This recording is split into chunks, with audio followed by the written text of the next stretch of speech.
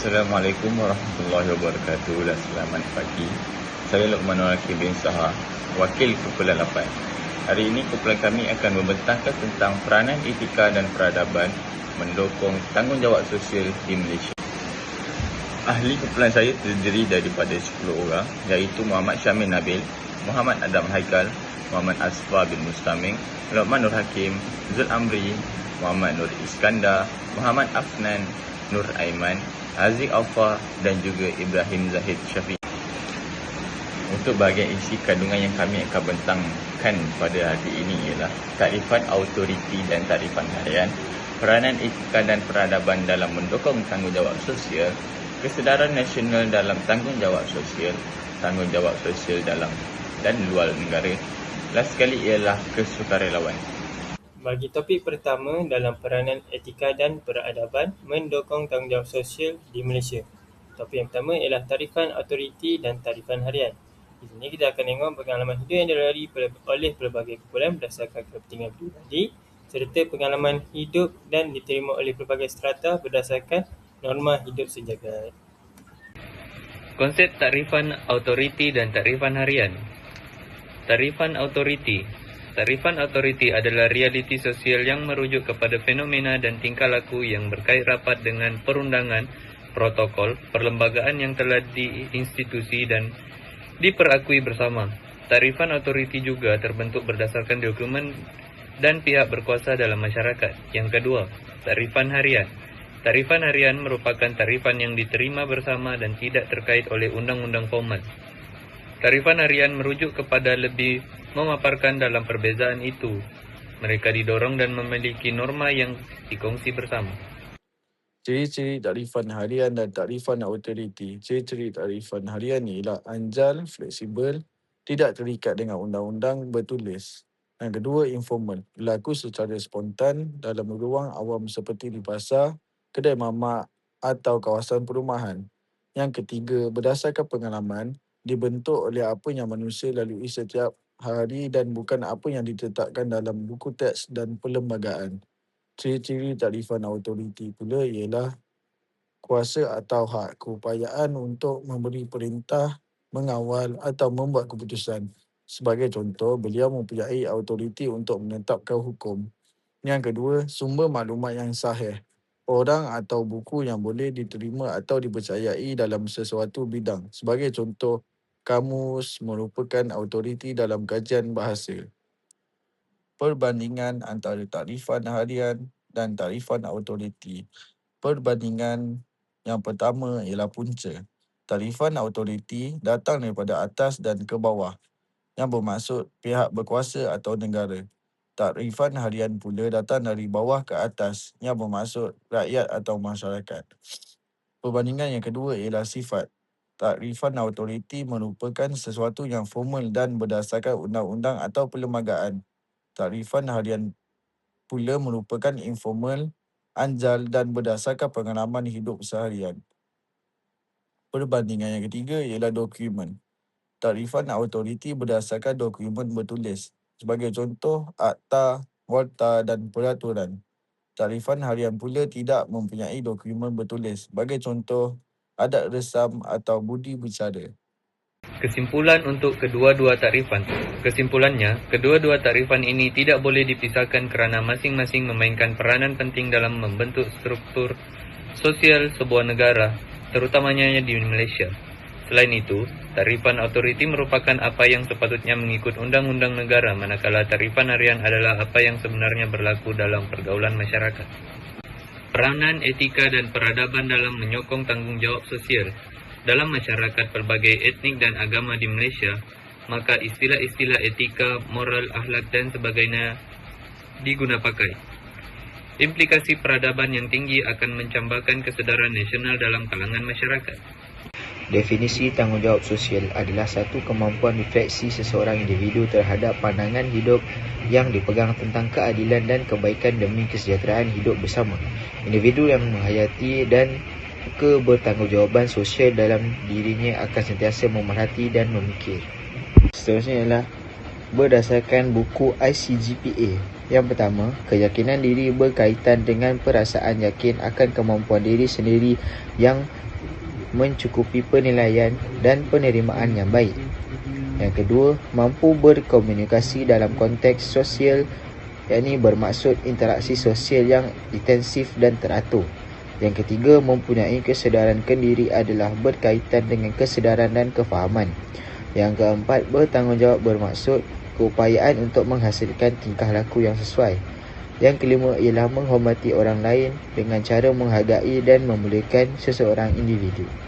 5 pengukur dalam penghayatan ciri-ciri tanggungjawab sosial. Yang pertama, keyakinan diri. Yang kedua, kehormatan.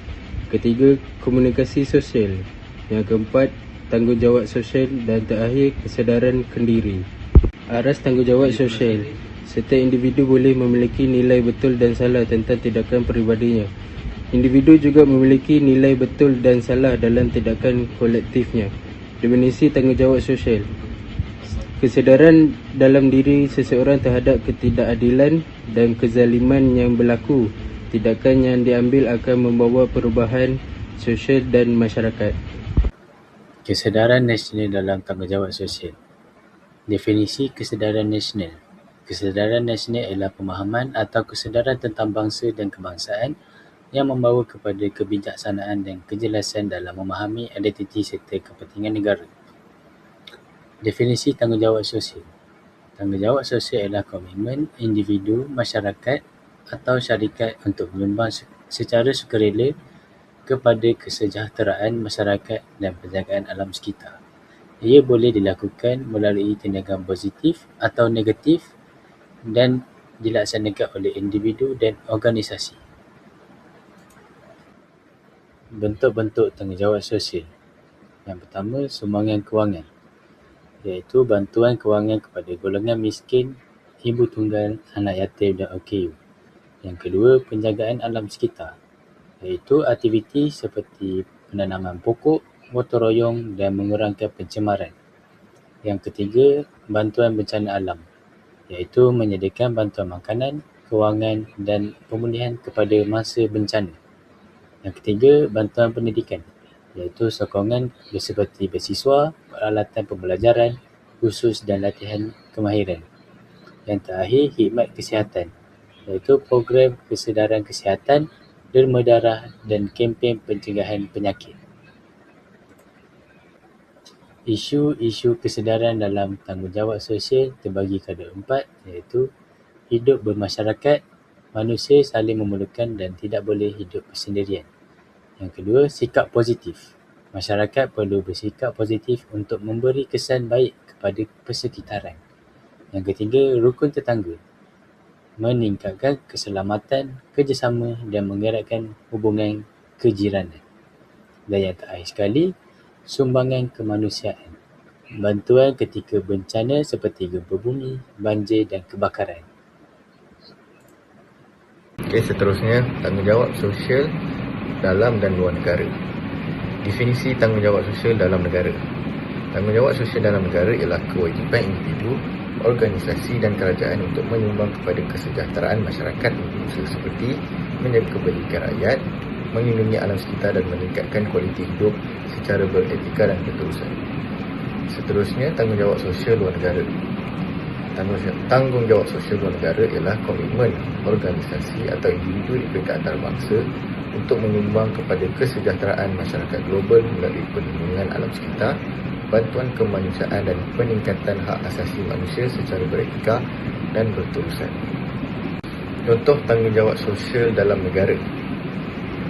Yang pertama adalah Yayasan Petronas. Contohnya adalah menyediakan bantuan pendidikan seperti beasiswa, program pembangunan sekolah dan bantuan komuniti untuk meningkatkan peluang pendidikan serta taraf hidup masyarakat Malaysia.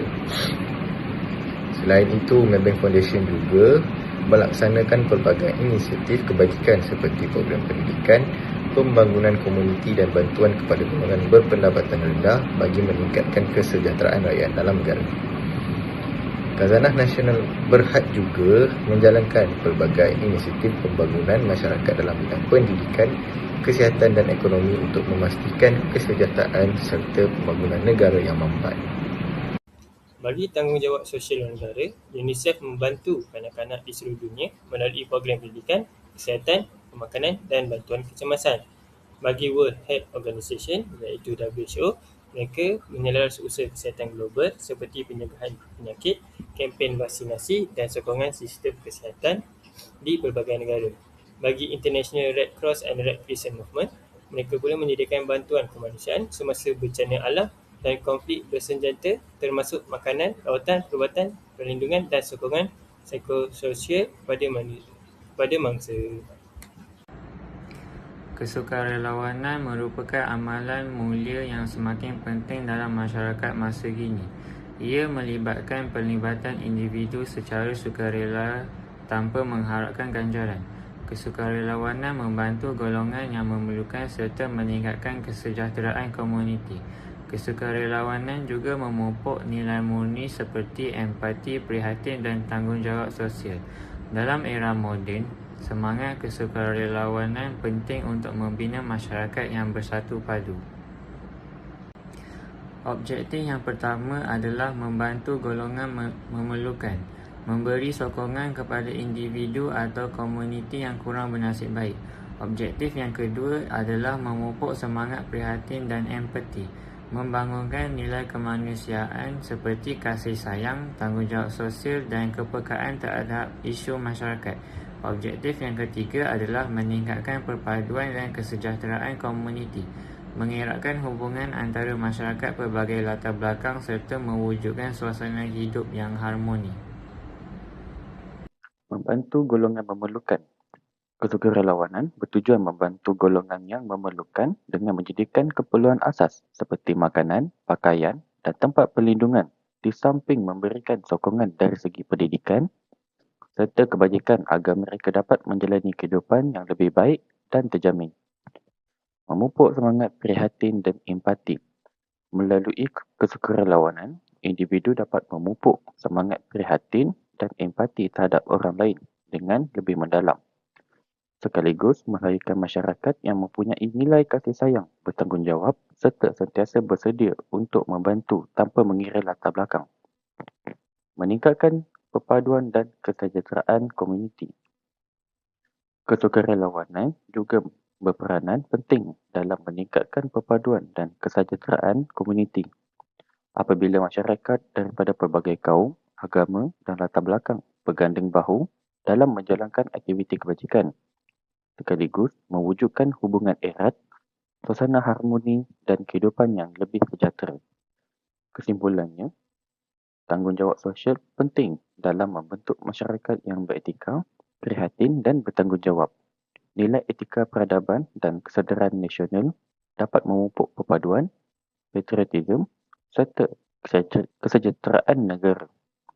Selain itu, amalan kesukarelawanan dan bantuan kepada masyarakat juga mampu melahirkan individu yang penyayang, bekerjasama dan sanggup membantu tanpa mengharapkan balasan. Oleh itu, nilai-nilai ini perlu dipupuk bagi mewujudkan masyarakat yang harmoni dan bersatu padu.